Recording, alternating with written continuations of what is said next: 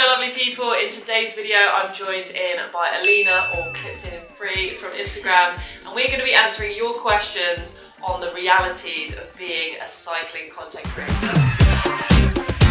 So basically we asked collectively our Instagram followers and our friends what they actually want to know about being a content creator. So first of all, I'm going to read through the questions that I got sent in. Half of the questions answered on this channel and half the questions answered on Alina's channel. So if you want to see the next part of this Q&A, head over to Alina's channel.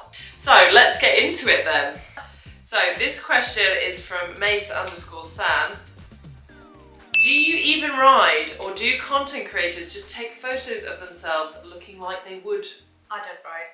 We never ride. Mm-hmm. No, this is just fake. I don't even like riding. Yeah. Riding What shit. even is cycling? I don't know. Yeah, I don't know. Yeah. Yes, we do ride. I mean, obviously, the difference for us is that at least once or twice a week, we're having to go out with the intention of creating content, creating story around a ride. So, in order to create that content, we still have to ride, but a few times a week, we have to go out just to shoot photos or to go out just to shoot video. But it works perfectly when you team up, because then you actually do get to do more riding against the filming and stuff like that. What do you think? Yeah, same. I can't manage to create all my footage during actual rides because I'm not always at the exact location I want to be at the perfect light. So sometimes I'm there with the sun and very hard light, and that's not the perfect setting for a good photo. So I have to plan rides that I get there at a good light, or like organized shootings. So it's sometimes in between. But the thing that I like most is that you can actually also create some photos when you're on the bike and properly riding. Question from an Instagram name that I cannot pronounce, Brun. And his question was quite good, I thought. What's been your toughest project so far and what made it tough? So up you go. I think my toughest project so far was from riding. Actually, I like tough riding, so that doesn't make it really hard, but the things that make it hard is to annoy your friends with stopping for taking pictures, taking videos. So there's no specific project that has been really hard. I mean, some long rides have been challenging, but the hardest part is to create the content and at the same time do the ride, because it's actually two jobs that you do. Yeah, I think for me, the toughest project is, for example, if there's a video I need to make with a client, with a brand, with a product, and there's a deadline and then the deadline moves, or, you know, just in general, I don't really work that well to deadlines. But I have a deadline every week with YouTube, so yeah, I'd say that's the toughest thing for me, is if there's a really hard deadline and you've got to turn something around quicker than you would like for a client. Okay, this question is from Eagle-Eyed Beagle. Best biscuit for dunking. I think I'll take this one, Alina, if that's alright. Yeah. Obviously it's a McVitty's biscuit. If I was to choose my favourite McVitty's biscuit, it would be chocolate hobnob. You ever had one of them? Nope. But my favourite snack on the bike is banana bread. That's not a biscuit. I know. This question is from Tom Mazone. How do you create content? Exclamation mark, question mark. I mean... Well, sometimes it works like this. Tell me if there's a car coming, okay? Yeah. And then sometimes there is a car coming. You're like, oh fuck! Yeah. Don't try it at home. I would say for me it's kind of, particularly with the YouTube content, it's half spontaneous, half planned. Yeah. And I feel like the same with photos, you know, half of the photos I have to plan and do with a photographer to get really good quality photos. And the other half is maybe like me with my GoPro, like just out doing the riding that I would do anyway, and just documenting what I would do. So it's kind of a bit of both. So for a video like this we planned to do this and answer questions. But for example, for a vlog, I just have to plan that I'm going to go out riding that day, for example. the most time-consuming part is actually after creating the content. So it's not just creating the content, like getting the photos or videos. It's also the editing and the caption writing for the content or your YouTube stuff that you do. And yeah, so most of the stuff happens behind closed doors. Yeah, which is why I think people have this false impression that we just ride our bikes and don't do anything else. So one photo takes me 20 minutes on average to edit it. Wow. Yeah, so I would say like roughly speaking, if I shoot for half a day, it might take me the day to edit it. So, I mean, sometimes it's quicker than that. If it's a vlog, it tends to be quicker. But in general, whatever I've shot, it takes twice the amount of time to review all the footage and edit it into stuff and upload it. And you're fast. All that stuff. I've gotten fairly quick at it, but yeah, when you start out, I mean, it used to take me literally so many hours to edit even a simple video. Actually, my first ever video on this channel is a Q&A style video. It's called like Q&A with Keira McVitty or something super lame. That took me so long to edit. Like that took me weeks to edit. Yeah. Because I was so stressed about it. Anyway, Next one. Next one. So this is from Bulldog, but clever. He's got the 1-1 instead of the double L. How difficult is it to be a woman cyclist in a sexist world as the cycling world? So do you want to take that one, or do you want me to start? Well, a couple of days ago, someone commented on one of my pictures and asked me if I fancy sex. So sometimes that's hard. But in general, cyclists are super cool people, and most of them are actually feminists. So I don't have to deal much with people who make comments about my body in a very sexist way. But I think it's quite good amount of nice people inside. Yeah, I think that's the thing you've got to remember is like 99% of the time it's really nice people who are just thinking your stuff's cool. But I do think when you're a woman, it's either like you're marriage material or you're a massive whore. There is no like, do you know what I mean, in terms of like how people comment. Yeah. So that's the only challenge, I guess. But you know, if you ever put yourself out there, try and do something, try and start a business, try and achieve anything in life, there will always be that 1% who are just like don't want you to do it. So let's ignore them and focus on the people who actually matter, which is, you know, the cool people. The cool people. Yeah. You guys. Yeah. Okay. I want a career like yours. How do I make it happen? That's from Garrison MTN. So how do you make a career as a content creator?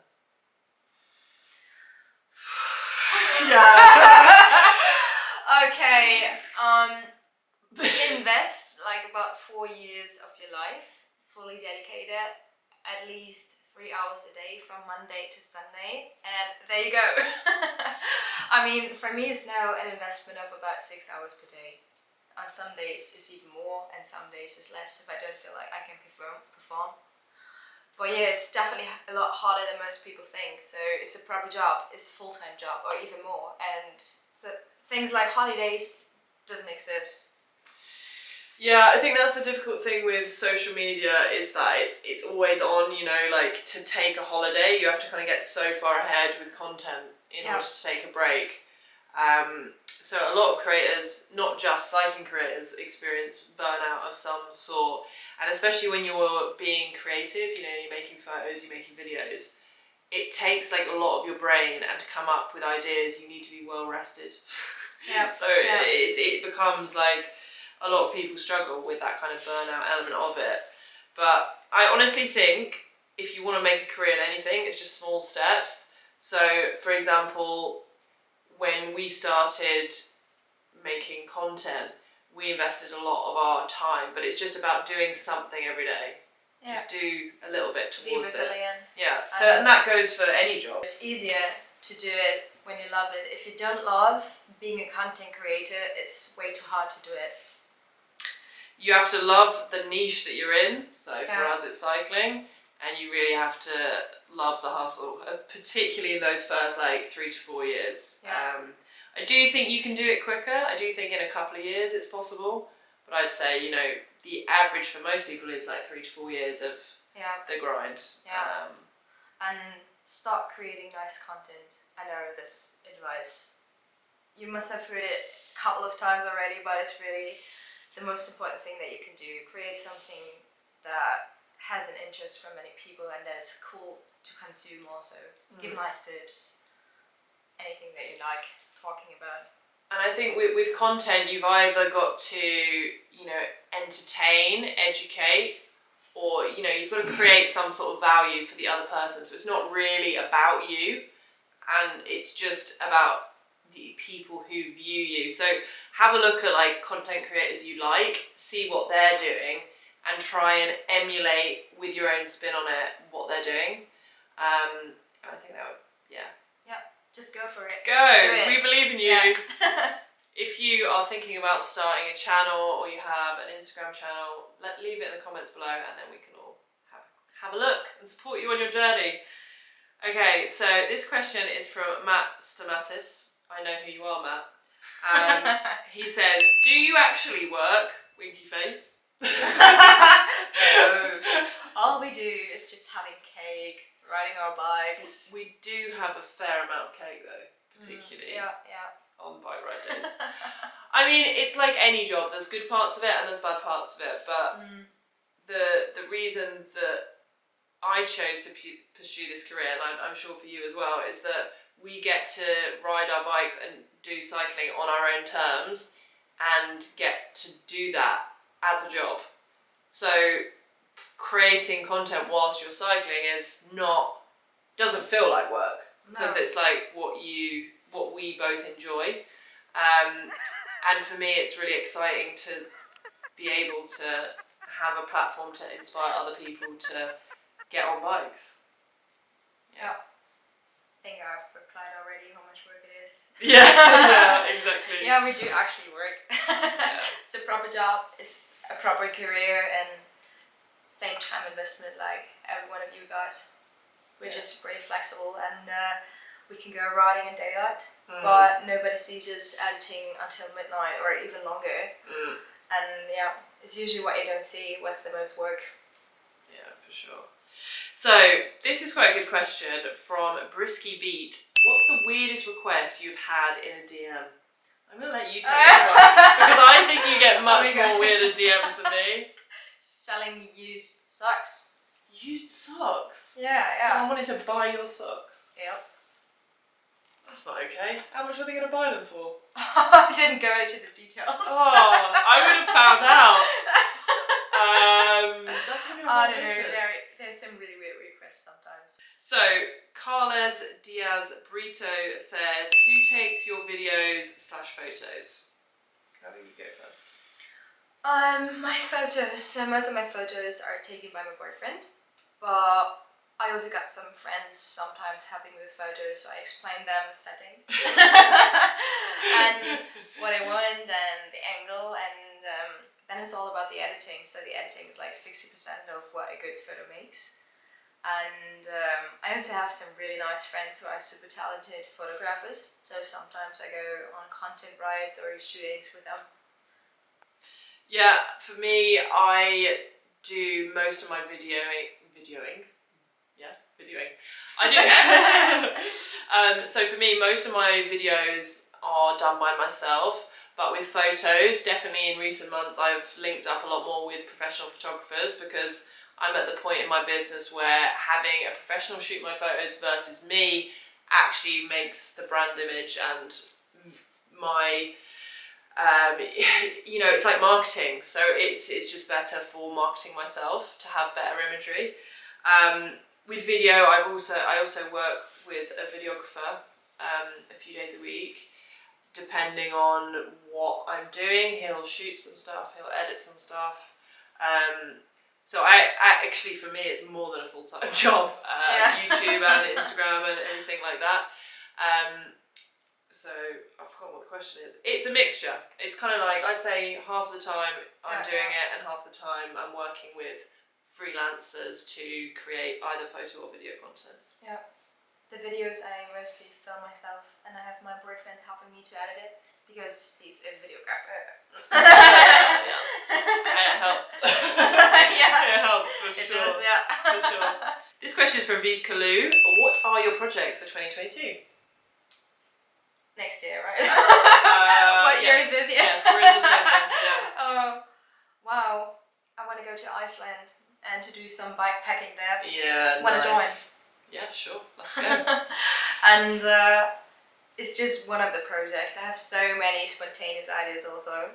And I also want to do a bike packing race, Grand Fondo, in Indonesia in October. Sweet. I also want to do some bike packing in Spain. Yeah. I was thinking about Badlands. Yeah. Awesome. There's one really famous route, Altraversi. Oh, I don't know if that's the right way to pronounce it, but I really want to do this. I can't promise all of those projects are going to happen, but I would love to. Yeah, for sure. My projects for 2022, I think the biggest news is that I'm going to be racing gravel. Woo! Races. Awesome! So, see you at Badlands then. We can do this together. Yeah, for sure. Yeah. But I think also like, fun. yeah, fun, type 2 fun. Type 2 fun. Fun afterwards when you make it, yeah. I'd also love to travel more, so I've got a few projects that are related to travel, much like you going to Iceland. I've got a few up my sleeve. I don't want to give too much away just yet. Got to save that for another video. Yeah, kind of creates some pressure right now that Yeah, it's out there. completely. So this question is from Slurp Smith. Dream place to go ride? Indonesia, Asia, in general. There's so many beautiful places. Yeah, all the places I've been to have been beautiful. So I really have that one place I always wanted to go. It's more like 100 places that I always wanted to go. Yeah, I actually feel the same, and I think that's partly why we do what we do. Is it enables us to travel and ride our bikes in loads of crazy adventurous places and do stupid things on bikes. So, next question. Do you feel pressure to make great content? Oh my god, yeah. And how does it affect you? So I'll let you go for this one. Oh yeah, I feel a lot of pressure creating nice content because it's mainly like the Instagram algorithm that creates a lot of pressure because you need the response of your community, and if it doesn't perform well, you feel like, okay, maybe the content wasn't good. So that creates most of the pressure. And also, if you're a perfectionist, you have lots of content that you never really post, means what you actually get out of a shooting is much less than it could be. I think for me, I always want every video or every piece of content to be the best piece of content I've ever done, but that's just literally not possible. So you have to be able to look at your content across like the macro, like a larger space of time than just focusing on the one bit of content. So for example, like with YouTube videos, there's videos that I spent 2-3 hours on that are some of my best watched videos. Yeah. And there's videos that I've spent weeks editing that I've not done very well. So the effort that you put in isn't always equivalent to like the reward, as it were, as in, you know, how well it performs. And our livelihoods depend on the amount of eyeballs we can get on our content. So it's that internal pressure to just keep pushing, keep growing, and keep like basically increasing the value that we can offer to a brand, and therefore increasing our ability to grow our business and cash monies, obviously. Yeah, I really like to give myself the advice to be more chill about it and to not stress too much about videos. Thank you so much for watching this video. If you've got any more questions, be sure to leave a comment down below. Check out Alina's video, links in the description. Keep risking it for a biscuit, and as always,